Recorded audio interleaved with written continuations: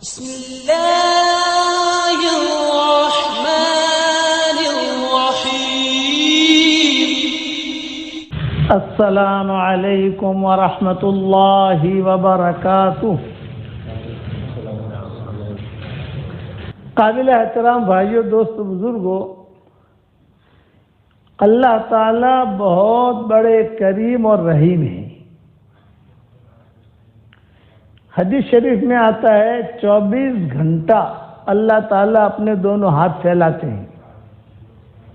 ان اللہ یبسط یدہ باللیل لمسیء النہار ویبسط یدہ بالنہار لمسیء اللیل۔ 24 گھنٹہ، یہ سب رات شروع ہوئی اب ساؤتھ افریقہ میں، تو اللہ نے ہاتھ پھیلانے شروع کیا اور ایک اعلان کرتے ہیں کہ وہ دن کے گنہگار تو آ جا، میں تجھے معاف کر دوں۔ جب صبح ہوگی تو اللہ ہاتھ پھیلائیں گے کہ اور رات کے گنہگار تو آ جا، میں تجھے معاف کر دوں۔ مسلم شریف کی حدیث ہے۔ 24 گھنٹہ اللہ تعالیٰ ہاتھ پھیلاتے ہیں۔ حالانکہ اللہ کو ہاتھ پھیلانے کی ضرورت نہیں ہے، لیکن وہ کریم ہے، چاہتا ہے کہ معاف کر دوں، معاف کر دوں۔ میرے والد صاحب رحمۃ اللہ علیہ فرماتے تھے کہ ہم فرشتے نہیں ہیں کہ ہم سے گناہ نہ ہو، اور ہم شیطان بھی نہیں ہیں کہ ہم توبہ نہ کریں۔ فرشتہ ہوتا ہے، اس سے کوئی گناہ نہیں ہوتا، ہم تو انسان ہیں، گناہ ہوگا۔ توبہ کا دروازہ اللہ نے کھول دیا۔ میں نے ایک کتاب لکھی ہے صرف استغفار پر، 313 تقریباً حدیثیں ہیں اس میں۔ یہ کرو گناہ معاف، یہ کرو گناہ معاف، یہ کرو گناہ معاف، یہ کرو گناہ معاف۔ تو اس میں ساری حدیثیں میں نے گناہ معاف کرانے کی جمع کی ہیں، اور کچھ لکھا نہیں ہے۔ یہ ہماری کتابیں بکھرے موتی، اس میں تو ہر قسم کی چیزیں ملے گی آپ کو، وظائف ملیں گے، حدیثیں ملیں گی، قصے ملیں گے۔ یہ منتخب نئی 26 صورتیں آئی ہیں، اس میں ہر قسم کی چیزیں ملے گی۔ میں نے آپ کی مسجد کے لیے وقف کر دی ہے، وہاں رکھ دیے ہیں، آپ دیکھ لینا، اس میں ہر قسم کا خزانہ ملے گا آپ کو، الگ الگ قسم کے دعائیں وغیرہ۔ لیکن ایک کتاب لکھی ہے گناہ معاف کرانے کی، اس میں صرف گناہ معاف کرانے کے نسخے میں نے لکھے ہیں۔ تو اس میں ساری حدیثیں جمع کی ہیں کہ پانی پلاؤ گناہ معاف،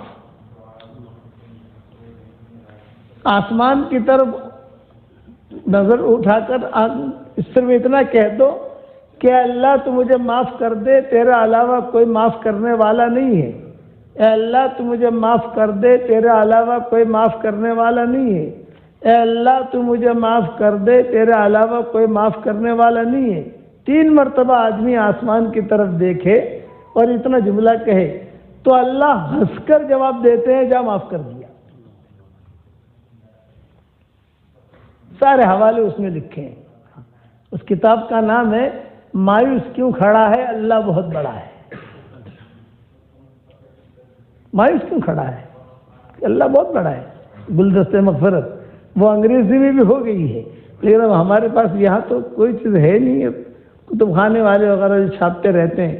ہماری کتابوں کا مسئلہ، ہم حقوق الطبع محفوظ نہیں رکھتے۔ بھئی یہ تو اللہ کا علم ہے، بارش کا پانی کسی کا بھی، سب کا حصہ ہوتا ہے بارش کے پانی میں، انسانوں کا بھی حصہ ہوتا ہے، جناتوں کا بھی ہوتا ہے، جانوروں کا بھی ہوتا ہے، چونٹیوں کا بھی ہوتا ہے، سب کا حصہ۔ تو علم الہی جو ہے یہ اللہ کی میراث ہے، اللہ رسول کی۔ تو میں اپنی کتابوں کو حقوق الطبع محفوظ نہیں رکھتا، جسے چھاپنا وہ چھاپے، بس یہ کہ اس میں آگے پیچھے کو بڑھاوے گھٹاوے نہیں، جتنا ہم نے لکھا ہے اتنا ہی کرے، اپنی طرف سے کوئی رائے نہیں دے رہے، بڑھا دیا اتنا بڑھا دیا، یہ نہیں، اس کی اجازت نہیں ہے۔ ہاں کوئی چیز ہے تو ہم سے پوچھ لو، ہم انسان ہیں، چوک ہو سکتی ہے، ہم سے رجوع کرو، ہم کہیں تو ٹھیک ہے، مطلب اس سے کو چھاپو۔ تو اس میں نے بہت حدیثیں جمع کی۔ اس لیے آپ دیکھو، سوتے وقت میں آدمی 3 مرتبہ صرف اتنا کہہ دے، اے اللہ مجھے معاف کر دے، اے اللہ مجھے معاف کر دے، اے اللہ مجھے معاف کر دے، گھنٹوں نہیں لگتے، پیسے دینے نہیں پڑتے۔ سو رہا ہے، سوتے سوتے اے اللہ مجھے معاف کر دے، اے اللہ مجھے معاف کر دے، اے اللہ مجھے معاف کر دے۔ تو رسول اللہ صلی اللہ علیہ وسلم فرماتے ہیں کہ اگر ریت کے ذروں کے برابر بھی اس کے گناہ ہوں گے تو اللہ معاف کر دے گا. آسمان کے تاروں کے برابر بھی گناہ ہوں گے تو اللہ معاف کر دے گا. گناہ معاف کرانے کے اسباب بہت بتائے. ہماری عمریں کم ہے نا، 60 سال 70 سال.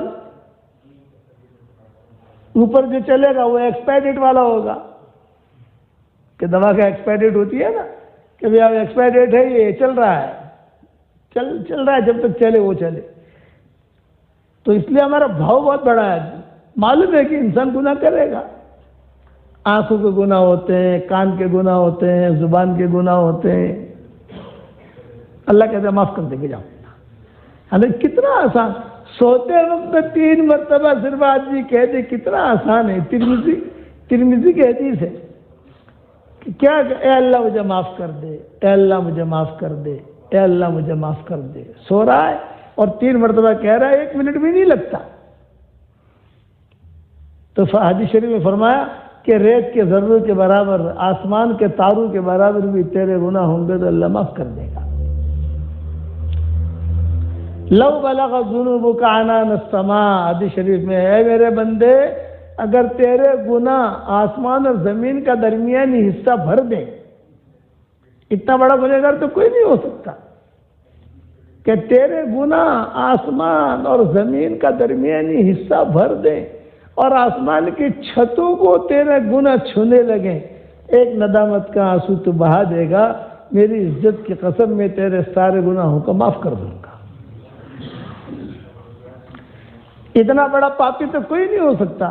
آدم علیہ السلام کے زمانے سے لے کر قیامت تک اگر مسلمان گناہ کرے تو اتنا بڑا گنہگار نہیں، سارے مل کر گناہ کریں تو اتنے گناہ نہیں ہوں گے کہ زمین اور آسمان کے درمیان حصہ بھر جائے اور آسمان کے چھتوں کو گناہ چھونے لگے. یہ کوئی نہیں سکتا. ایک کے بارے میں کہا، ایک آدمی کہ اگر اتنا لو بلغت ذنوبک عنان السماء، تیرے گناہ آسمان کی چھتوں کو چھونے لگے، بھر جائے سارا، ایک ندامت کا آنسو، میں تجھے معاف کر دوں گا. کریم ہے. یعنی ماں باپ کو اپنی اولاد سے اتنی محبت نہیں ہے جتنی اللہ کو اپنے بندے بندیوں سے محبت ہے. روایت میں قصہ آتا ہے، حضرت یوسف علیہ السلام جب عزیز مصر بنے، ایک نوجوان آیا اور اس نے کہا کہ اے یوسف اناج دو. یوسف علیہ السلام عزیز مصر بن گئے، بادشاہ بن گئے. اشارہ کیا، دے دو. خیر وہ کٹ رکھی ہوئی تھی، اناج کا ایک تھیلا رکھا ہوا تھا، دے دیا، وہ لے کے چلا گیا. دوسرے دن پھر آیا، یوسف اناج. ارے بھائی صاحب کل تو آپ لے گئے ہو، مہینے میں 1 مرتبہ ملتا ہے، تم روزانہ لینے آؤ گے، پورا مصر بھوکوں سے مر رہا ہے، فاقے ہیں مصر میں، آج دیتا ہوں کل نہیں ملے گا، وہ دے دو. تیسرے دن پھر آیا.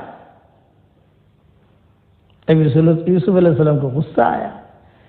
ان کا یار یہ روزانہ آ رہا ہے، ہمارے تو مہینے میں 1 مرتبہ راشن ملتا ہے، پورا مہینہ ختم ہو جاوے پھر آ کے راشن لے جاؤ. بھائی تم 2 مرتبہ آئے، آج تیسری مرتبہ لینے آئے ہو، چلو آج بھی دے دیتا ہوں، کل نہیں دوں گا. لے کے چلا گیا.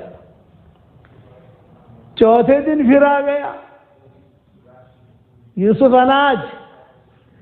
اب یوسف علیہ السلام کو تو بہت غصہ آیا، پولیس والوں سے کہا پکڑو اس کو، لاؤ یہاں لاؤ، قریب لاؤ. اور اس کو ترچھی نگاہوں سے دیکھا اور کہا بھائی 3 دن سے تو اناج لے جا رہا ہے اور اب چوتھے دن آیا، تجھے آنے کچھ سوچتا ہے کہ نہیں سوچتا تو اس نے کیا جواب میں کہا؟ اس نے کہا اما عرفتنی یا یوسف، یوسف کیا مجھے آپ نے پہچانا نہیں؟ میں نے کہا میں نے تو، یوسف علیہ السلام نے کہا میں نے تو پہچانا نہیں. یہ فرمایا جب آپ پر زنا کی تہمت لگی تھی اس وقت میں جس بچے نے آپ کی پاک دامنی کی گواہی دی تھی وہ میں ہوں. اس وقت تو بچہ تھا، اب جوان ہوا ہوں. یوسف علیہ السلام نے کہا اَأَنْتَ مِنَ الَّذِي شَهِدَ شَاهِدٌ مِّنْ أَهْلِهَا، کیا تو نے میری پاک دامنی کی گواہی دی تھی؟ فرمایا ہاں. یوسف علیہ السلام نے اعلان کیا بے اس کا چہرہ دیکھ لو، اس کا آئی ڈی بھی رکھ لو، پاسپورٹ بھی رکھ لو، سب کو فون نمبر جو بھی ہے یعنی پہچان لو اس کو. یہ روزانہ بھی اناج لینے آئے تو انکار مت کرنا. یہ فیصلہ کیا یوسف علیہ السلام نے، بھی سب دیکھ لو، یہ روزانہ آئے انکار مت کرنا. اللہ نے وہی بھیجی، اے یوسف جس نے زندگی میں ایک مرتبہ تیری پاک دامنی کی گواہی دی تو اس کا اتنا اکرام کرتا ہے، تو جو میرا بندہ اور بندی روزانہ صبح شام میری پاکی کی گواہی دیں گے میں ان کا کتنا اکرام کروں گا. روزانہ سبحان اللہ کہے، روزانہ الحمدللہ کہے، قدردان ہے. ماں باپ کو ہم سے اتنی محبت نہیں ہے، رات کو ماں باپ دروازہ بند کر دیتے ہیں. اللہ کہتے ہیں تیری ماں نے تیرے باپ نے دروازہ بند کر دیا، میرا دروازہ کھلا ہوا ہے. ان اتیتنی لیلا قبلتک ان اتیتنی نہارا قبلتک تبارزنی بالمعاصی فی النہار وانا اکلوک علی فراشک فی اللیل. رات میں آئے گا میں تجھے قبول کر لوں گا، دن میں آئے گا میں تجھے قبول کر لوں گا. اللہ تعالیٰ کہتے ہیں، اعلان کرتے ہیں ان اتیتنی لیلا قبلتک ان اتیتنی نہارا قبلتک. رات میں آئے گا قبول کر لوں گا، دن میں آئے گا قبول کر لوں گا. پھر فرمایا دن بھر تو گناہوں سے میرا مقابلہ کرتا ہے اور رات کو فرشتوں کے ذریعے میں تیری حفاظت کرواتا ہوں. مجھے تجھ سے محبت ہے. یہ ہے کہ اللہ کو ہم سے محبت ہے، یہ نہیں کہ اب وہ محبت کا تقاضا ہے اور ہم سے تو بہت زیادہ محبت ہے. ہم کو مسلمان بنایا، قرآن دیا، عمرہ کرنے کی توفیق دی، بیت اللہ دکھایا، مسجد میں آنے کی توفیق دی. میں نے کتنے لوگ ہیں کسی غیر کے گھر میں اگر اللہ پیدا کرتے تو میں اور آپ کیا کر سکتے تھے. اس لیے اس محبت کی قدر کرو. خلاصہ کلام یہ، اس محبت کی قدر کرو. وہ کہتا ہے میں تجھے معاف کر دوں گا، تو آ، بس تو کوئی بہانہ کر. حدیث شریف میں آتا ہے 100 مرتبہ کوئی سبحان اللہ و بحمدہ پڑھ لے، 100 مرتبہ کوئی سبحان اللہ و بحمدہ پڑھ لے تو رسول اللہ صلی اللہ علیہ وسلم فرماتے 1,24,000 نیکیاں اسے ملیں گی اور سمندر کے جھاگ کے برابر بھی گناہ ہوں گے تو اللہ اس کو معاف کر دے گا. 100 مرتبہ سبحان اللہ بحمدہ پڑھنے میں کتنے گھنٹے لگتے ہیں؟ 5 گھنٹے لگتے ہیں. یہ جگہ 15 گھنٹے لگتے ہیں، زیادہ سے زیادہ 5 منٹ. 3 فضیلتیں اس کی. 100 مرتبہ سبحان اللہ بحمدہ کوئی پڑھے جنت میں 100 درخت کھجوروں کے لگ جائیں گے. اور جنت کے اندر لکڑی کے درخت نہیں ہوں گے. آپ کے یہاں تو لکڑی ہوتی ہے نا، سمجھے، وہاں سونے کے درخت ہوں گے. جنت میں سونے کے تنے ہوں گے. اور دوسری فضیلت 1,24,000 نیکیاں ملیں گی. اور تیسری فضیلت سمندر کے جھاگ کے برابر بھی گناہ ہوں گے تو اللہ معاف کر دے گا. جاؤ، کتنا آسان ہے. ہمارا دین بہت آسان ہے، یاد رکھنا. سائیکل چلانا مشکل ہے، دین پر چلنا آسان ہے. اندھا آدمی سائیکل نہیں چلا سکتا، ہوائی جہاز نہیں اڑا سکتا، کار نہیں چلا سکتا کیوں؟ اندھا ہے. لیکن اندھا آدمی دین پر چل سکتا ہے، نماز پڑھ سکتا ہے. اندھا آدمی قرآن پڑھ سکتا ہے. اس لیے آج کا آپ کا سبق یہ ہے کہ آدمی اٹھتے بیٹھتے استغفار کرتا رہے. خوشحالی والی زندگی گزارنا چاہتے ہو؟ نہیں چاہتے؟ ساؤتھ افریقہ والوں چاہتے ہو نا؟ ہر آدمی چاہتا ہے کہ خوشحالی والی زندگی گزاروں. تو قرآن کا نسخہ، حدیث بیان نہیں کر رہا میں قرآن پیش کر رہا ہوں آپ کے سامنے. کہ اگر کوئی آدمی خوشحالی والی زندگی گزارنا چاہے وہ استغفار کرے. یمتعکم متاعا حسنا الی اجل مسمی، یہ یمتعکم متاعا حسنا الی اجل مسمی، سورہ ہود میں دیکھو، سورہ ہود کی ابتدائی آیتیں پڑھو آپ تو فوراً آپ کو جو ملے گی کہ یمتعکم متاعا حسنا الی اجل مسمی۔ اب ایک قصہ سناؤں آپ کو میں۔ حضرت عبداللہ ابن عباس مسجد نبی میں بیٹھے ہوئے درس دے رہے تھے،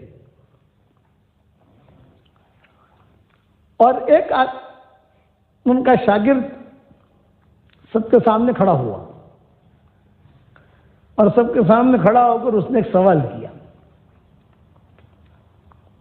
سب سن رہے تھے، یعنی یہ قصہ تنہائی میں نہیں ہوا ہے۔ مسجد نبوی میں عبداللہ ابن عباس درس دیتے تھے، بہت بڑے مفسر تھے، تو سب لوگ سنتے تھے۔ تو اس آدمی نے کھڑا ہو کر کہا کہ حضرت ایک سوال ہے میرا۔ عبداللہ ابن عباس نے کہا کہ پوچھئے کیا سوال ہے؟ پیچھے کھڑا ہوا تھا وہ، شاگرد آگے بیٹھے ہوئے تھے۔ اس نے کہا کہ حضرت مدینہ میں ایک لڑکی سے مجھے عشق ہو گیا، گرل فرینڈ، سمجھ گئے؟ اور بہت عشق ہو گیا، اور اس کو بھی مجھ سے عشق ہو گیا، میں اس کا بوائے فرینڈ، وہ میری گرل فرینڈ۔ اب کوشش کی ہم دونوں نے کہ حدیث میں قصہ آتا ہے، میں نے کوشش کی شادی کر لوں۔ میں تو لوگوں کو کہتا ہوں بھئی تمہاری گرل فرینڈ ہے تو میں اس کی شادی کروا دو، جھنجھٹ چھوڑو، ادھر ادھر بھاگو ہی مت، ماں باپ مل کر شادی کرواتے نہیں، کیوں خواہ کا ٹینشن میں پڑتے ہو یار، کوئی گناہ تھوڑی ہے، شادی کروا دو محبت کے ساتھ۔ یہ چھوٹا کرنا، یہ کرنا، یہ وہ سارے مسئلے مسائل میں بیان کرو، اے محبت ہو گئی، چل بے تجھے محبت ہے، تجھے محبت ہے۔ حضرت عمر کی سنت ہے، لیلا مجنون کی محبت تھی دونوں کی، ارے قصے تو سنے ہوں گے لیلا مجنون کے، تو حضرت عمر نے خود نے کہا تھا ارے تم دونوں محبت ہے، میں شادی کرا دیتا ہوں۔ حضرت عمر نے کہا تھا، حضرت عمر نے مجنون کے ابا کو بھی بلایا، لیلا کے ابا کو بھی بلایا، اور یہ مجنون جو تھا یہ عبداللہ ابن عمر کے دوستوں میں سے تھا۔ تو حضرت عبداللہ ابن عمر نے حضرت عمر سے کہا کہ ابا ان دونوں میں عشق ہو گیا ہے، اور سارے جگہ ساری دنیا کے اندر ڈھنڈورے پیٹے جا رہے ہیں، اب ارے بولے بیٹا میں شادی کرا دیتا ہوں، میں امیر المومنین ہوں۔ اس کا نام پہلے قیس تھا، یہ مجنون کا، لیکن اس کو مجنون نہیں کہتے تھے، اس کا نام تھا اصل قیس۔ مجنون نام ایسے پڑا تھا، حضرت حسن جو ہے وہ حج کرنے جا رہے تھے یا عمرہ کرنے جا رہے تھے یا عمرہ کر کے آ رہے تھے، بعد میں بہت تو حضرت حسن نے یہ رستے میں یہ ملا قیس، تو حضرت حسن نے کہا کہ بھائی قیس، میں نے امیر معاویہ کے ساتھ صلح کر لی ہے، اور میں نے کہہ دیا ابھی مجھے حکومت نہیں چاہیے، مجھے سال کا اتنا پیسہ دے دینا، مدینہ پہنچا دینا، تاکہ لوگ مرے نہیں، مجھے کرسی نہیں چاہیے، تم اتنا پیسہ دے دینا۔ میں نے ٹھیک کیا کہ نہیں کیا؟ تو اس قیس نے کہا نہیں آپ نے ٹھیک نہیں کیا۔ اچھا تو ٹھیک کیا کرتا تو ٹھیک کرتا؟ بولے کہ یہ جتنا پیسہ ہے یہ لیلا کو دے دیتا آپ تو ٹھیک کرتے آپ۔ اس پر حضرت حسن نے کہا انت مجنون، اس پر حسن نے کہا انت مجنون، تو مجنون ہے، تب جا کر اس کا نام مجنون پڑا ہے۔ حضرت عمر کے زمانے میں اس کو کیسے کہا جاتا تھا، اس کے قصے بہت مشہور تھے، تو ابھی بہت بڑے فرینڈ گرل فرینڈ ہی تھے نا۔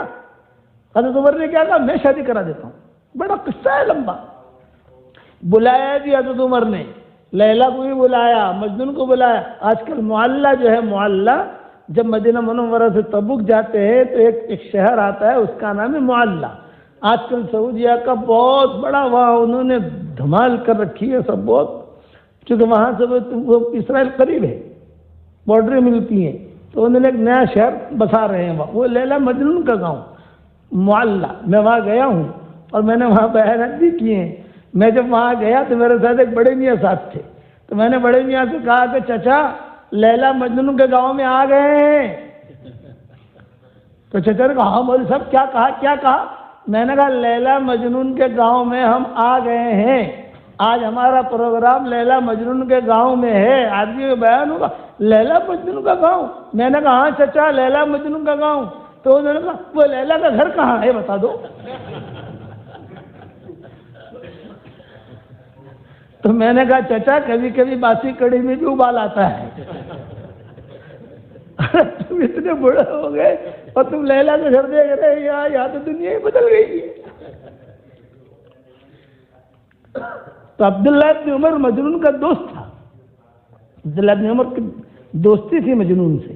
تو عبداللہ ابن عمر آتے تھے وہاں سے مدینہ سے اور اس کو لے جاتے تھے۔ تو ایک مرتبہ آ کر دھپ مارا مجنون کے اور یوں کہا یہ مجنون قیس نام تھا، مجنون نام تو بعد میں پڑا، لیکن اب تو چونکہ لوگوں میں مجنون اس لیے میں مجنون کہہ رہا ہوں۔ حضرت عمر کے زمانے میں تو کیسے تھا، حضرت حسن نے نام رکھا ہے اس کا مجنون۔ تو اب انہوں نے کہا عبداللہ ابن عمر نے یہ چکر چھوڑ، تو چل میرے ساتھ مکہ توبہ کر، سارے حجاز میں تم دونوں کے قصے مشہور ہے، یہ مناسب نہیں ہے، ہمارے ایک پاکیزہ دین ہے، پاکیزہ طریقہ ہے، تو چل میرے ساتھ۔ تو لے گئے مجنون کو وہاں مکہ عبداللہ ابن عمر، اور وہاں لے جا کر کہا چل ملتزم پر جو ہے عمرہ کر، ملتزم پر دعا مانگ۔ اب ملتزم پر وہ مجنون جو ہے دعا کے لیے کھڑا ہوا، اے اللہ تو معاف کر دے، اے اللہ، سب پیش آمین بھی کہہ رہے ہیں، چونکہ عبداللہ ابن عمر لے گئے تھے اس کو، تو عبداللہ ابن عمر کے شاگرد بہت تھے، تو جو اے اللہ معاف کر دے، اے اللہ معاف کر دے، لیکن اللہ پاک ایک بات کا خیال رکھنا، ایک بات کی خاص دعا کرتا ہوں کہ لیلا کی محبت میرے دل سے مت نکالنا، اور میری اس دعا پر جو آمین کہے اس کو بھی معاف کر دینا۔ یہ مجنون کی دعا تھی۔ تو عبداللہ بن عمر نے ایک ڈھپ ماری وہی ملتزم پر ہی، کہا ملتزم پر کیا باتیں کر رہے تھے ادھر ادھر کی۔ اس پر مجنون بہت رویا، بہت رویا، اور اللہ سے کہا کہ اللہ میں نے جو مانگا سب کچھ مل گیا، بس لیلا ہی نہیں ملی، وہ جو مانگا سب کچھ مل گیا۔ اس پر آواز آئی خوش نماید نالے شبہائے تو، خوش نماید نالے شبہائے تو، ذوقہا دارم بزاری ہائے تو، خوش نماید نالے شبہائے تو، ذوقہا دارم بزاری ہائے تو۔ اے مجنون تیرا راتوں کا رونا مجھے بہت پسند ہے، اگر لیلا سے تیری ملاقات کرا دوں تو میرے سامنے کون روئے گا؟ خوش نماید نالے شبہائے تو، ذوقہا دارم بزاری ہائے تو۔ میرے والد صاحب رحمۃ اللہ علیہ بھرے مجموعی اشعار پڑھتے تھے اور بہت روتے تھے۔ خوش نماید نالے شبہائے تو، ذوقہا دارم بزاری ہائے تو۔ ارے تیرا راتوں کا رونا بہت پسند ہے، بھلے تو لیلا کے لیے رو رہا ہے لیکن میرے سامنے تو رو رہا ہے۔ بھئی مجھ سے تو مانگتا ہے لیلا کو، کس اور سے تو نہیں مانگتا۔ بھئی لیلا تجھے چاہیے، مانگتا مجھ سے، مجھے خوشی ہے، چاہے تو لیلا مانگے کہ کچھ بھی مانگے، مانگتا رہا ہے مجھ سے۔ یہ اس پر بھی آواز آئی خوش نماید نالے شبہائے تو، ذوقہا دارم بزاری ہائے تو۔ لیلا سے تیری ملاقات کرا دوں گا تو میرے سامنے کون روئے گا، تو لیلا کے چکر میں پڑا رہے گا۔ تو یہ حضرت عمر نے کوشش کی تھی، کبھی دوسری مرتبہ اللہ لائے گا انشاءاللہ، مجھے یاد ہے حضرت عمر والا قصہ سناؤں گا۔ انہوں نے سب کو جمع کیا، لیلا کو بلا، امیر المومنین تھے، آرڈر دیا لیلا کو بھی لاؤ، مجنون کو بھی لاؤ، اس کے ابا کو بھی لاؤ اور اس کے ابا کو بھی لاؤ، میں نکاح پڑھاتا ہوں، مہر میں دیتا ہوں بیت المال میں سے۔ یہ حضرت عمر نے لمبا قصہ ہے، میں قصہ سنا رہا تھا عبداللہ ابن عباس کا، تو وہ نوجوان جو ہے وہ کھڑا ہوا اور کھڑے ہو کر اس نے کہا کہ حضرت ایک سوال یہ کرتا ہوں، مدینہ میں ایک لڑکی سے مجھے عشق ہو گیا، بہت محبت ہو گئی، میں نے کوشش کی کہ اس سے نکاح ہو جائے لیکن ماں باپ نے انکار کر دیا۔ جب ماں باپ انکار کرتے ہیں تو وہ عاشق پر بہت بوجھ پڑتا ہے، ایک فطری چیز ہے کہ عاشق پر جو ہے بہت بوجھ پڑتا ہے۔ ایک پٹھان جو ہے، پٹھان کسی لڑکی سے محبت ہو گئی تو رشتہ لے کر گیا ماں باپ کے یہاں، تو کہا کیوں آئے ہو بھائی؟ یہ کہا بھی آپ کی لڑکی سے مجھے محبت ہو گئی ہے میں چاہتا ہوں کہ میں اس سے شادی کروں. تو ان سب نے مل کر مارا اس کو. جب مارا، جب بہت پیٹا تو پھر جاتے جاتے کیا کہہ رہا ہے، میں انکاری سمجھوں نا. ارے تجھے مارا کیوں ہم نے؟ میں انکاری سمجھوں تو انہوں نے کہا تجھے مارا کیوں ہے پھر ہم نے؟ اگر شادی کرنی ہوتی تو تجھے مارتے تھوڑی. اچھا اب جب گھر پر پہنچا وہ تو پھر جو ہے وہ فون آیا اس کے ابا کا. اس کے ابا کا فون آیا تو اس نے کہا معاف کرنا تم کو مارا میں نے. بولو کوئی بات نہیں، کوئی بات نہیں، آپ نے مجھے مارا کوئی بات نہیں، آپ تو خالی اپنی بیٹی سے نکاح کرا دو. یہ کہا نہیں بالکل ہمیں آپ پسند نہیں ہیں، اس کے لیے جو ہم آپ کے ساتھ شادی نہیں کریں گے. پھر کہا لو یہ لڑکی کے ماں سے ہی بات کرو. تو لڑکی کے ماں نے بھی کہا کہ دیکھو بھی تم بہت اچھے آدمی ہو لیکن یہ کہ آپ ہمیں بالکل پسند نہیں ہو، تمہارا دھندے کا بھی ٹھکانہ نہیں ہے، تمہارا یہ بھی ٹھکانہ نہیں ہے، تو ہم نہیں کریں گے. اچھا لڑکی سے بات کر لو. اب لڑکی سے بات کی کہ پہلے بھی محبت کرتی تھی لیکن اب مجھے تم سے محبت آ رہے، سب انکار کرتے ہو، کوئی ہاں کہنے والا بھی ہے کہ نہیں ہے؟ تو یہ عبداللہ ابن عباس سے پوچھ رہا ہے یہ نوجوان. اچھا آج کل کے لوگ ہوتے ہیں نا شادی کے لیے جاؤ بھی آپ کیا کام کرتے ہو، داماد سے پوچھتے ہیں کہ کیا کام کرتے ہو. ایک لڑکا گیا بھی آپ کیا کام کرتے ہو؟ کہا میں لکڑی کا کام کرتا ہوں. لکڑی کا کام کرتے ہو تو لکڑی کا فرنیچر کا کام کرتے ہو، لکڑی جو ہے باہر ایکسپورٹ کرتے ہو یا کیا کرتے ہو؟ کچھ تھوڑا وضاحت. ارے بھی لکڑی کا کام کرتا ہوں. بھی لکڑی کا کام کرتے ہو لیکن لکڑی کے کام تو کئی ہوتے ہیں. کیا سدھار ہو، آپ نجار ہو، کیا آپ کی شاپنگ دکان ہے فرنیچر کی؟ بھائی لکڑی کا کام کرتا ہوں. بھائی لکڑی کا کام ذرا ہمیں بتاؤ تو صحیح. جب تحقیق کو تو پتا چلا مسجد کے باہر مسواک بیچتا تھا وہ. آپ سمجھے نا، ہیرا پھیری کا دور ہے، ہیرا پھیری کا دور. تو اب خیر یہ قصے تو ایسے ہی آ گئے، یہ بیچ میں آ گئے. تو عبداللہ ابن عباس جو تھے وہ ان سے پوچھ رہا ہے کہ حضرت مجھے بہت محبت ہو گئی، میں نے مانگا رکھا لیکن ماں باپ نے انکار کر دیا. 10-15 دن کے بعد پتہ چلا مسجد نبوی میں آپ ہی نے اس لڑکے کا نکاح فلاں صاحب کے ساتھ کر دیا.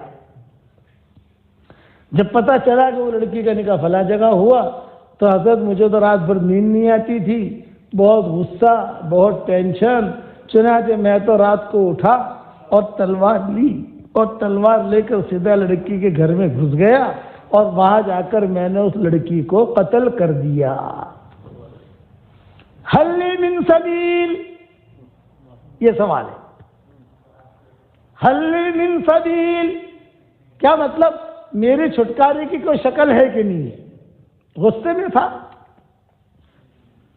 قتل کر دیا میں نے اس کو. اب میرے معافی کی کوئی شکل ہے کہ نہیں؟ تو عبداللہ ابن عباس جواب دے رہے ہیں. بہت بڑا آدمی عبداللہ ابن عباس، حبر هذه الامہ، اس امت کا سب سے بڑا مفسر عبداللہ ابن عباس. تو عبداللہ ابن عباس کہہ رہے ہیں تیری ماں زندہ ہے؟ کرنا. خالہ زندہ ہے؟ کرنا. تو کہا کوئی بات نہیں، اکثر الاستغفار وتوب الی اللہ توبۃ نصوحا ان الحسنات یذهبن السیئات. استغفار بہت کر اور توبہ کر اور نیکیاں کرتا رہے. نیکیاں جو ہے یہ سارے گناہوں کو ختم کر دیتی ہے. یہ عبداللہ ابن عباس نے جواب دیا اس نوجوان کو، حالانکہ قتل کیا اس نے. سامنے ان کے شاگرد بیٹھے ہوئے تھے عبداللہ ابن عباس کے. تو عبداللہ ابن عباس کے شاگردوں نے کہا کہ حضرت آپ نے جو ماں کا کیوں تذکرہ کیا، خالہ کا تذکرہ کیا، کیا وجہ؟ تو عبداللہ ابن عباس رو دیے اور ایک جملہ کہا میں نے قرآن میں بہت غور سے دیکھا ہے، حدیثوں میں غور سے دیکھا ہے، جتنا بھی بڑا گناہ کسی سے ہو جائے یہ اپنے ماں باپ کا پاؤں پکڑ لے، پاؤں پکڑتے ہی اللہ اس کا گناہ معاف کر دیتا ہے. خدمت کرے، ماں باپ کا پاؤں پکڑے تو اللہ اس کے گناہوں کو معاف کر دیتا ہے. کریم ہے، اعلان پر اعلان کرتا ہے ان اتیتنی لیلا قبلتک ان اتیتنی نہارا قبلتک. تو رات میں آئے گا میں تجھے قبول کر لوں گا، دن میں آئے گا میں تجھے قبول کر لوں گا. تو آ تو صحیح. اسی لیے قرآن میں کہتے ہیں یا ایھا الذین آمنوا توبوا إلى الله توبة نصوحا عسى ربكم أن يكفر عنكم سيئاتكم ويدخلكم جنات تجري من تحتها الأنهار يوم لا يخزي الله النبي والذين آمنوا معه نورهم يسعى بين أيديهم وبأيمانهم يقولون ربنا أتمم لنا نورنا واغفر لنا إنك على كل شيء قدیر. اے ایمان والو توبۃ نصوحا کرو. توبۃ نصوحا کے کیا مطلب؟ نصوحا کا ایک ترجمہ ہے درزی کا اور ایک ترجمہ ہے پاک صاف اچھی توبہ، لیکن ایک ترجمہ ہے درزی کا. بھئی درزی والی توبہ انسان کے سمجھ میں نہیں آتی. درزی والی توبہ کا کیا مطلب؟ مطلب یہ ہے کہ درزی دو کٹے ہوئے کپڑوں کو جوڑتا ہے. اسی طریقے پر یہ توبہ بھی اللہ سے جو بندہ کٹ جاتا ہے یہ توبہ اس سے جوڑ دیتی ہے. اسی لیے میں قرآن کا جب ترجمہ کر رہا تھا، ہمارا قرآن کا ترجمہ آ گیا ہے ریاض القرآن کے نام سے. پہلے اسٹور پر جا کر آپ دیکھو گے تو آپ کو دکھے گا ریاض القرآن. تو میں بہت ترجمے دیکھتا تھا تو اس میں مجھے ہی ملتا تھا درزی خیاط. میں سوچتا تھا کہ یار توبہ کے خیاط سے کیا جوڑے. بعد میں ایک مفسرین لکھتے تھے کہ یہ کپڑا کٹا ہوا ہو تو فوراً جو ہے یہ درزی جوڑ لیتا ہے. اسی طریقے سے جو بندہ اپنے رب سے کٹا یہ توبہ اس کو اللہ سے جوڑ دیتی ہے. فَقُلْتُ اسْتَغْفِرُوا رَبَّكُمْ إِنَّهُ كَانَ غَفَّارًا يُرْسِلِ السَّمَاءَ عَلَيْكُمْ مِدْرَارًا وَيُمْدِدْكُمْ بِأَمْوَالٍ وَبَنِينَ وَيَجْعَلْ لَكُمْ جَنَّاتٍ وَيَجْعَلْ لَكُمْ أَنْهَارًا. نوح علیہ السلام کے قصے میں سورہ نوح میں توبہ کرو، استغفار کرو، اللہ تعالیٰ بارشیں دے گا، اللہ برکتیں دے گا، حلال مال دے گا اور اللہ لڑکے بھی دے گا. لڑکیاں کسی سے زیادہ ہو تو استغفار کرے.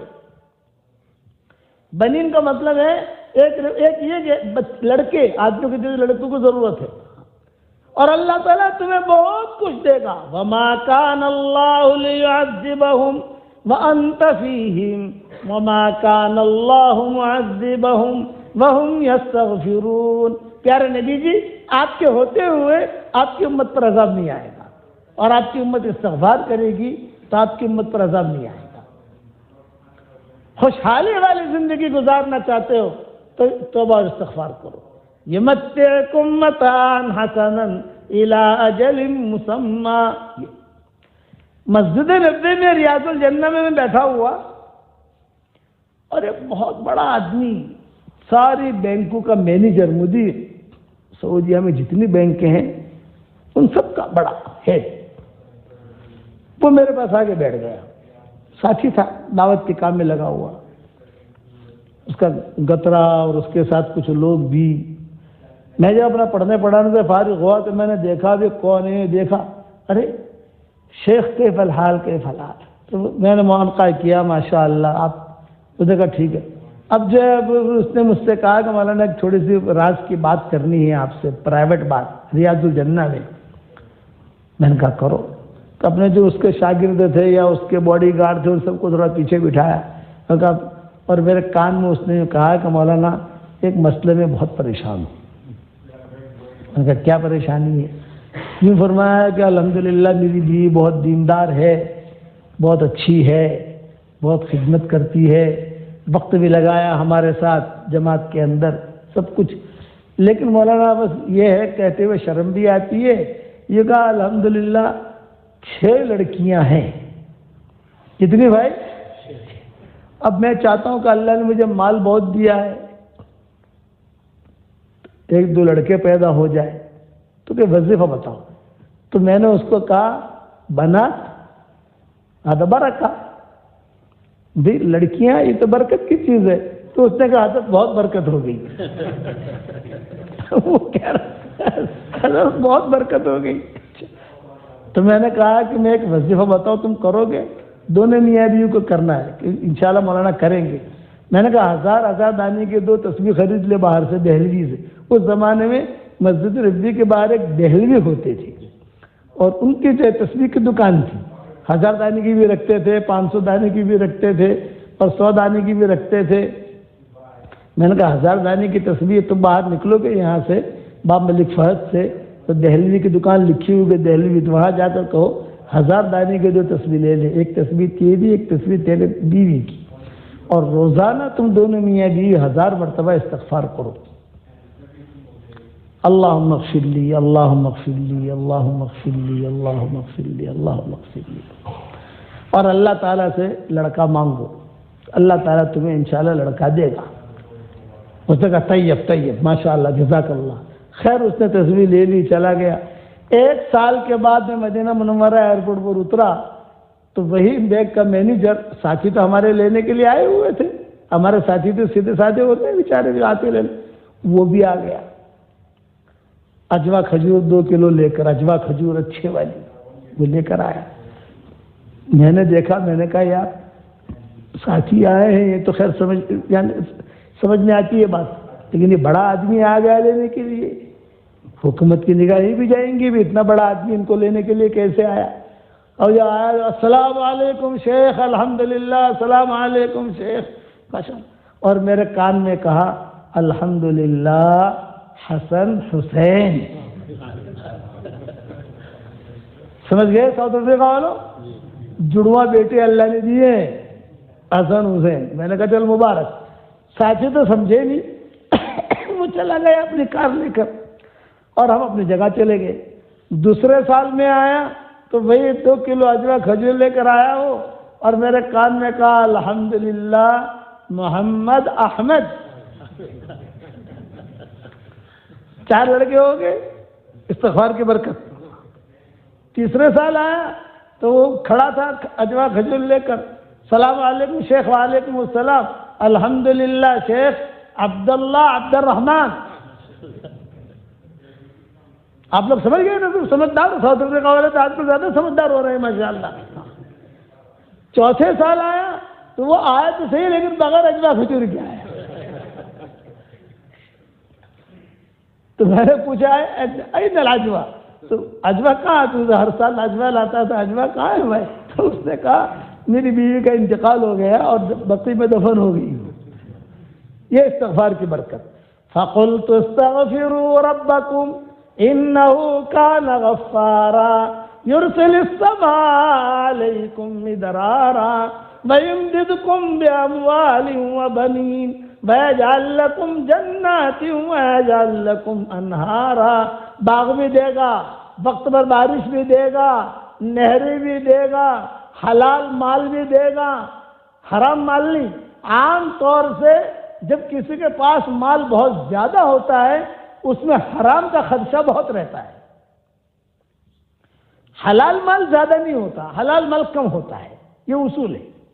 کسی کے پاس بہت پراپرٹیاں ہیں، بہت مال ہے، سمجھو کہیں نہ کہیں گڑبڑ ہے، برا مت ماننا بھائی، یہ اصول ہے، یہ قرآن حدیث کے اصول ہے۔ ہاں الا من رحم ربی، عبد الرحمن ابن عوف بھی تھے، بھرا ہوا تھا ماشاءاللہ، 4 بیویاں تھی، چاروں کے لیے خوب خزانے، لیکن ایسے لوگ بہت کم ہوتے ہیں۔ وجہ کیا ہے؟ اس وقت میں ہمارے یہ دور جو چل رہا ہے، ہمارے پاس شریعت کا علم تو ہے لیکن تربیت کا علم نہیں ہے، تربیت کا علم نہیں ہے۔ شریعت سب جانتے ہیں، فتوے سب جانتے ہیں، کتابیں بھری ہوئی ہیں، مفتیان کرام بھرے ہوئے ہیں، تربیت کا علم نہیں ہے، اس وجہ سے حرام داخل ہوتا ہے۔ اگر تربیت کا علم ہو تو حرام کبھی بھی داخل نہیں ہوگا۔ تقوی جسے کہتے ہیں، اس تقوی پر میں ایک قصہ سنا دوں آپ کو۔ بلخ جو ہے نا، بلخ ایک بہت بڑا شہر ہے، آپ نے کتابوں میں بلخ کا نام سنا ہوگا۔ ایک مرتبہ بلخ کا جو بادشاہ تھا یہ بلخ والوں سے غصہ ہو گیا، ناراض ہو گیا، اور اس نے سب کو جمع کر کے کہا مجھے اتنا ٹیکس دو، نہیں دیتے ہو تو میرا ملک چھوڑ دو۔ ارے بھائی کہاں جائیں گے؟ ہمارے بال بچے ہیں، ہمارے کاروبار ہیں، بیٹے بیٹیاں سارا یہاں ہے، نہیں مجھے ٹیکس دو، نہیں دیتے چلے جاؤ یہاں سے۔ سارے کے سارے بلخی جمع ہوئے، جمع ہو کر کہا بھی کیا کریں گے، یہ بادشاہ تو روٹھا ہوا ہے، بہت سمجھایا، ماننے کے لیے تیار نہیں. تو کسی نے کہا ہرات ایک جگہ ہے، آپ جو ہے یہ اس پر یوٹیوب پر جا کر ہرات لکھنا، ہرات، تو وہاں بہت بڑی جامع مسجد بنی ہوئی ہے. جب جاتے ہیں ہم تو وہاں بیان کرتے ہیں تو ماشاءاللہ پوری مسجد بھری رہتی ہے. ہرات افغانستان میں ہی ہے.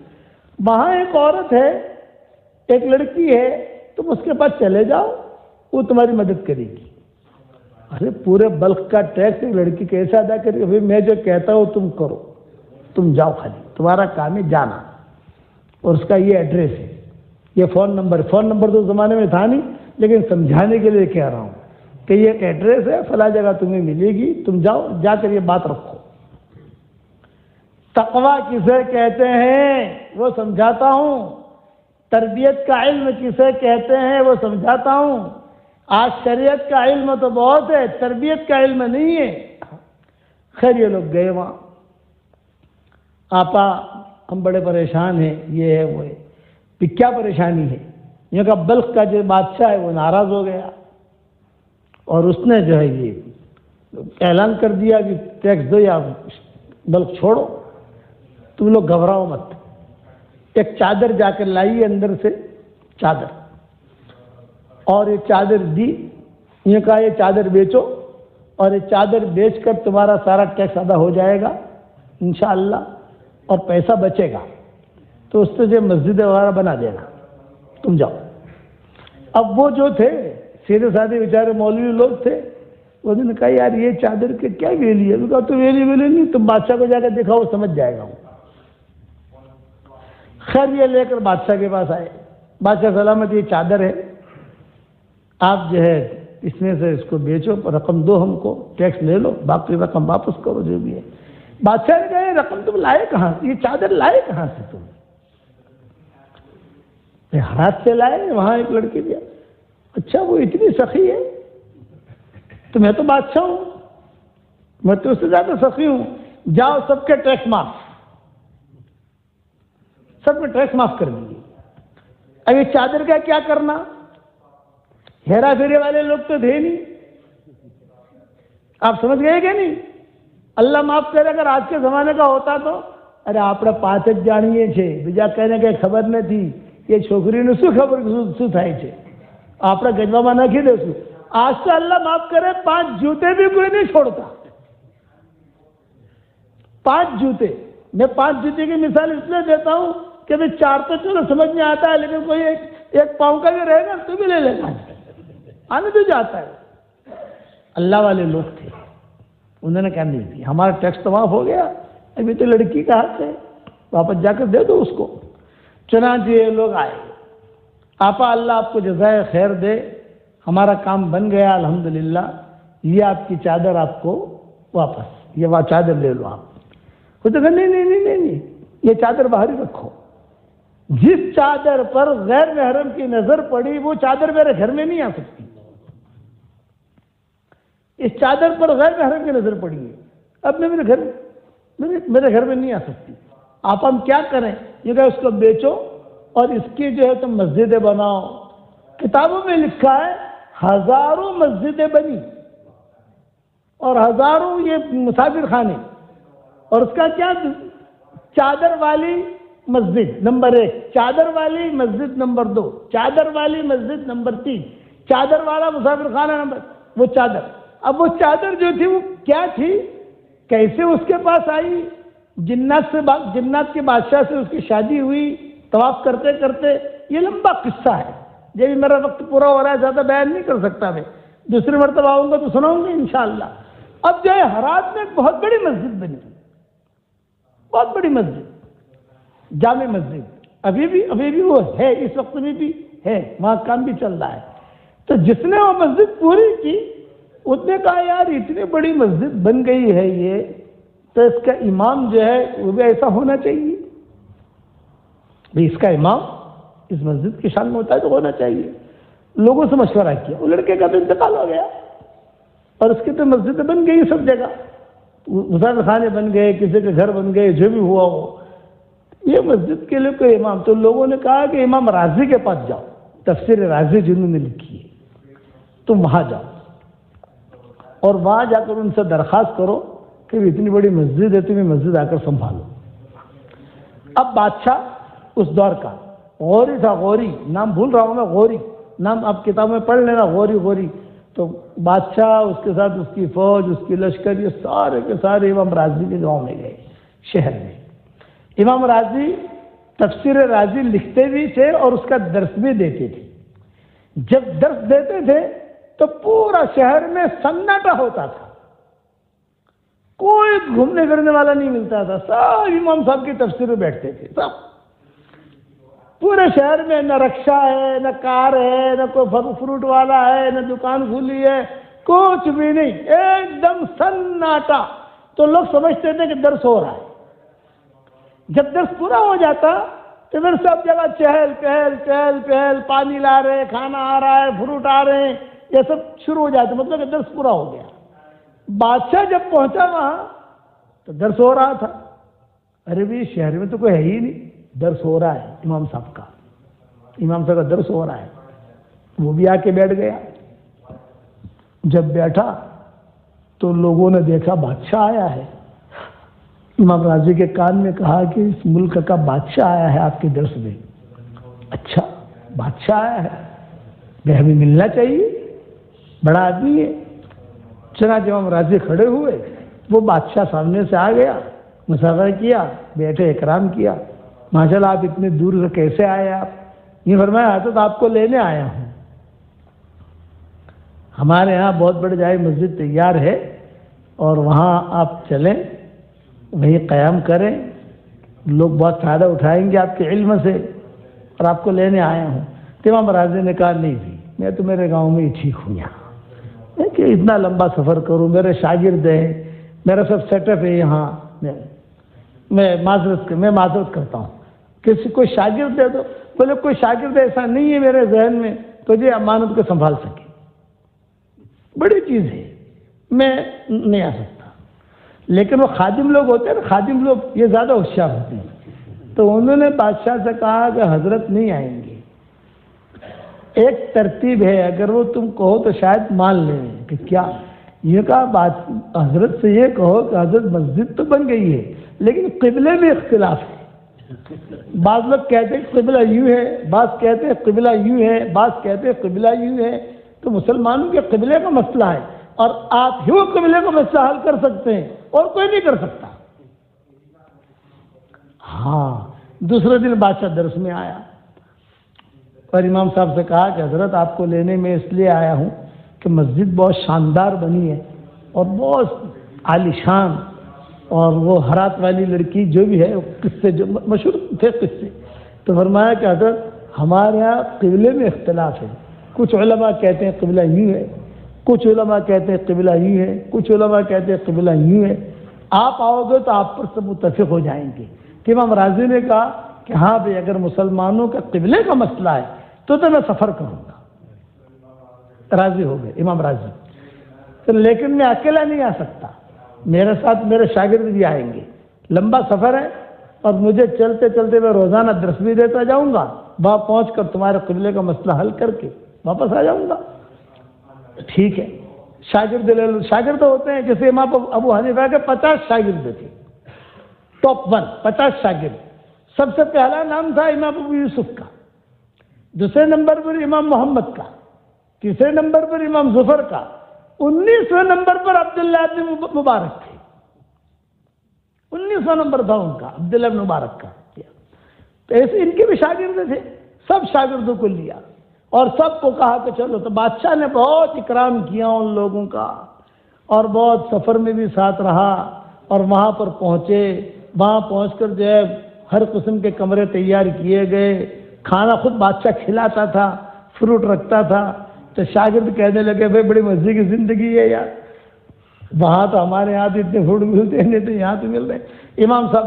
امام راضی نے نماز پڑھانی شروع کی، ایک ہفتہ ہوا تو امام راضی نے کہا بھائی ایک ہفتے سے نماز پڑھا رہا ہوں، کسی نے کوئی اختلاف تو کیا نہیں ہے قبلے کا؟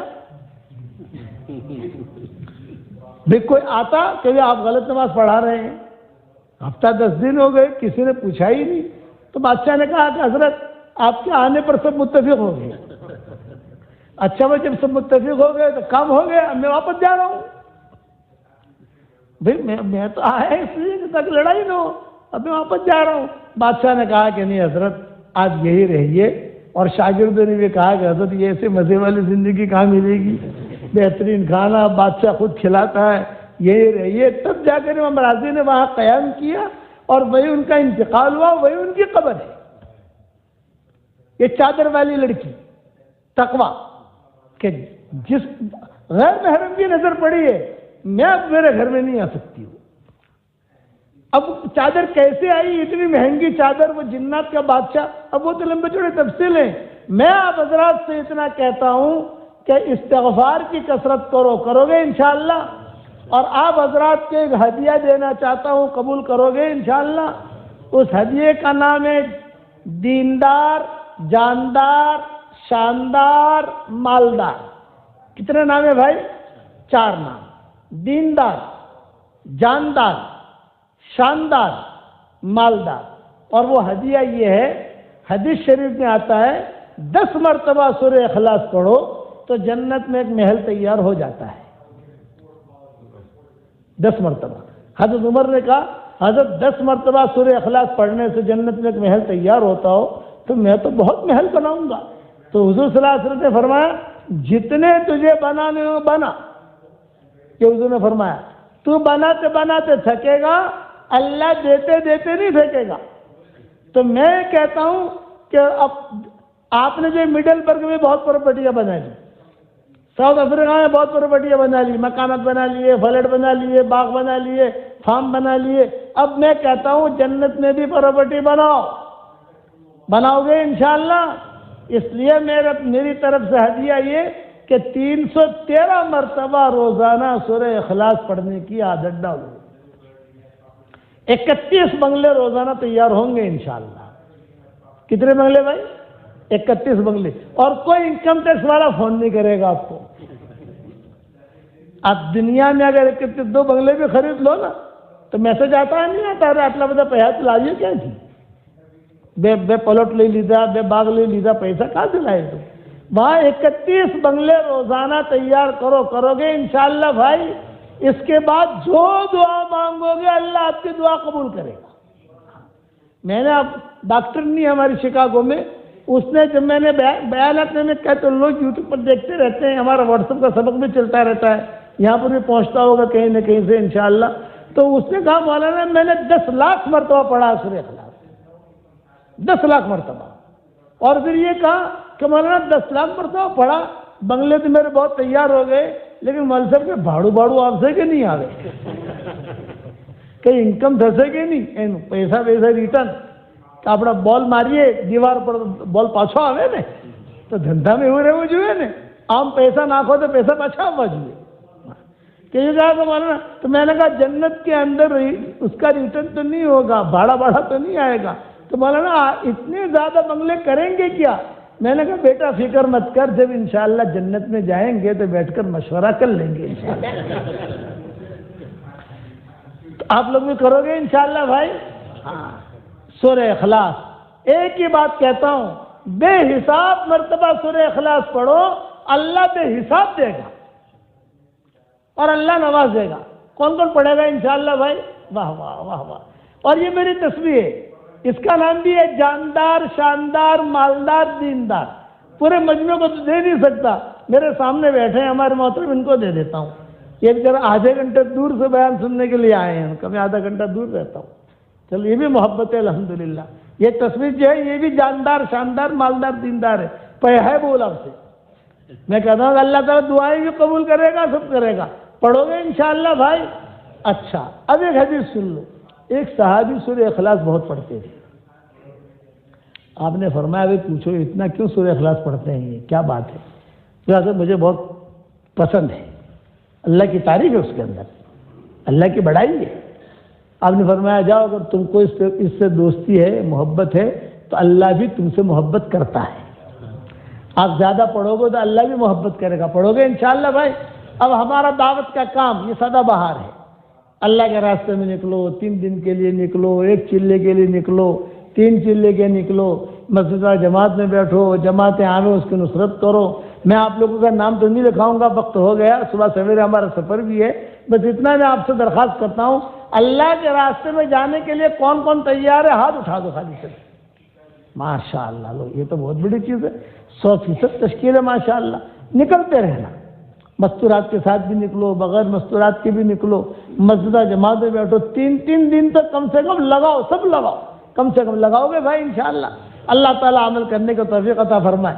سوتے وقت 3 مرتبہ خالی اتنا کہہ دو، اے اللہ مجھے معاف کر دے، اے اللہ مجھے معاف کر دے، اے اللہ مجھے معاف کر دے، سارے گناہ اللہ معاف کر دے گا۔ کرو گے انشاءاللہ؟ اب دعا کر لو۔ اللہم لک الحمد کلہ ولک المن کلہ لک الشکر کلہ ولک الملک کلہ ولک الخلق کلہ لک الفضل کلہ وإلیک یرجع الامر کلہ وإلیک یصعد الکلم الطیب کلہ۔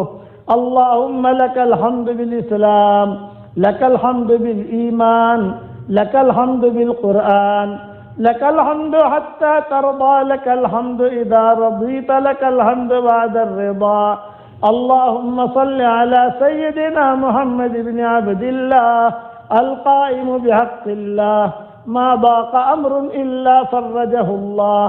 يا رب صل وسلم دائما أبدا على حبيبك خير الخلق كلهم، جزى الله عنا محمدا صلى الله عليه وسلم بما هو أهله۔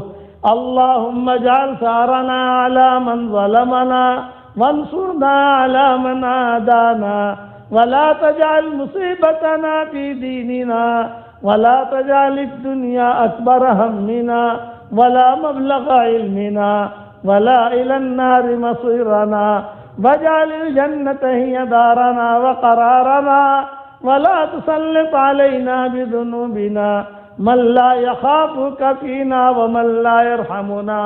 يا حنان يا منان ادخلنا الجنة من باب الريان۔ يا سلام أنت السلام ومنك السلام، ادخلنا دارك دار السلام۔ يا سلام، اللهم لا تردنا خائبين بل ردنا إلى ديننا ردا جميلا۔ اللهم مغفرتك أوسع من ذنوبنا ورحمتك أرجى عندنا من أعمالنا۔ اللهم طهر قلوبنا من النفاق وأعمالنا من الرياء وألسنتنا من الكذب وأعيننا من الخيانة، فإنك تعلم خائنة الأعين وما تخفي الصدور۔ يا عزيز يا غفور يا ودود يا شكور، ربنا هب لنا من أزواجنا وذرياتنا قرة أعين واجعلنا للمتقين إماما۔ اے اللہ ہمارے گناہوں کو معاف فرما، اے اللہ ہمارے خطاؤں سے درگزر فرما، اے اللہ مڈل برگ والوں کو قبول فرما، ساؤتھ افریقہ والوں کو قبول فرما، اس زمین کو قبول فرما، اس گاؤں کو قبول فرما، اس شہر کو قبول فرما، رہنے والوں اور رہنے والیوں کو قبول فرما۔ اے اللہ تو تیرے نیک بندوں کو جو خاص چیزیں دیا کرتا ہے وہ عافیت کے ساتھ تو ہم سب کو عطا فرما۔ جس کرم سے آپ نے ہمیں اس جگہ جمع کیا ہے، تیرے اسی کرم سے جنت الفردوس میں تیرے نبی کے پڑوس میں ہماری قیامت تک کے آنے والی نسلوں کے ساتھ تو ہم سب کو جمع فرما دے۔ ہمارا کھویا ہوا دین واپس دے دے، ہمارا کھویا ہوا قرآن واپس دے دے، کھوئی ہوئی عزتیں واپس دے دے۔ اے اللہ وہ چیزیں جس کا لینے کا ہم ارادہ کرتے ہیں مگر آپ ہمیں دینا نہیں چاہتے، عافیت کے ساتھ اس کی محبت ہمارے دلوں سے نکال دے، اس کا خیال نکال دے، اس گلی میں آنے جانے کو ختم فرما دے، اور وہ چیزیں جس کا لینے کا ہم ارادہ نہیں کرتے مگر آپ ہمیں دینا چاہتے ہیں اس کی محبت ہمارے دلوں میں ڈال دے، اور اس گلی میں آنا جانا عافیت سے ہمارے لیے آسان فرما۔ اے خوبصورت پردے والے، اے خوبصورت چادر والے، ہمارے عیبوں پر پردے ڈال دے، ہمیں مصطفین الاخیار میں شامل فرما دے۔ اے اللہ اس جگہ سے افریقہ کا جنگل بھی قریب ہے، تو جنگل میں جتنے جانور ہیں ان سب کی جو ضرورت ہے ان ضرورتوں کا تو غیب سے تکفل فرما، ان کے حاجات کا تو غیب سے تکفل فرما، ان کے پریشانیوں کو دور فرما۔ تیری مخلوق میں سے جو پریشان حال ہو ان کے پریشانیوں کو دور فرما۔ جس کی جو حاجت ہو حاجت کا تو غیر سے تکفل فرما۔ اے اللہ ہمیں مانگنا نہیں آتا مگر تجھے دینا تو آتا ہے، اپنے کرم سے عطا فرما، اپنے فضل سے عطا فرما۔ جس نے بھی مجھے دعاؤں کے لیے کہا ہو، دعاؤں کے لیے خطوط میں لکھا ہو، جن کا ہم پر کسی قسم کا حق اور احسان ہو، یا جو مجھے اپنی دعاؤں میں یاد کرتے رہتے ہوں، مائیں بہنیں مجھے اپنی دعاؤں میں یاد کرتی رہتی ہوں، ہماری ساری دعاؤں میں ان کا پورا پورا حصہ نصیب فرما اور اپنے فضل و کرم سے ہماری دعاؤں کو قبول فرما۔ سبحان ربک رب العزت عما یصفون وسلام علی المرسلین والحمد للہ رب العالمین۔